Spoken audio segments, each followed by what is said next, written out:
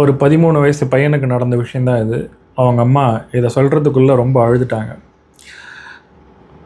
சில வாரங்களுக்கு முன்னாடி ஒரு லேடி ஒருத்தவங்க பிரசன்னம் பார்க்கணுன்னு சொல்லி வந்திருந்தாங்க.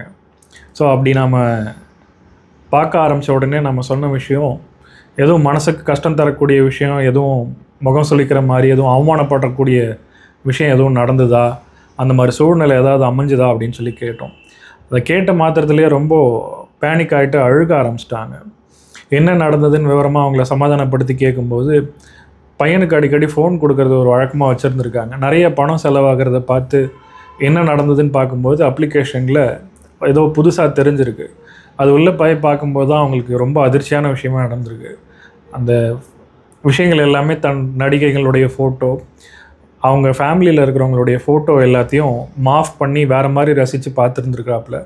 இது வேறு யார் கையிலாவது கிடச்சிருந்ததுன்னா என்னோடய உயிரே போயிருக்கிற அளவுக்கு மானம் போயிருக்கும், எனக்கு ரொம்ப மோசமான விஷயமா இருந்துச்சு அப்படின்னு சொல்லி ரொம்ப ஃபீல் பண்ணி அழுதாங்க.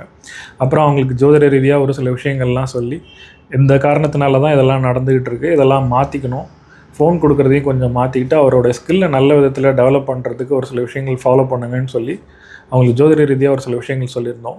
இது யாரையும் காயப்படுத்துறதுக்காகவோ யாரையும் குறை சொல்கிறதுக்காகவோ இந்த பதிவு இல்லை. ஜோதிட ரீதியாக பிரசன்னம் பார்த்த அந்த விஷயத்துக்கான அனுபவத்தை தான் நம்ம ஷேர் பண்ணுறோம். நன்றி.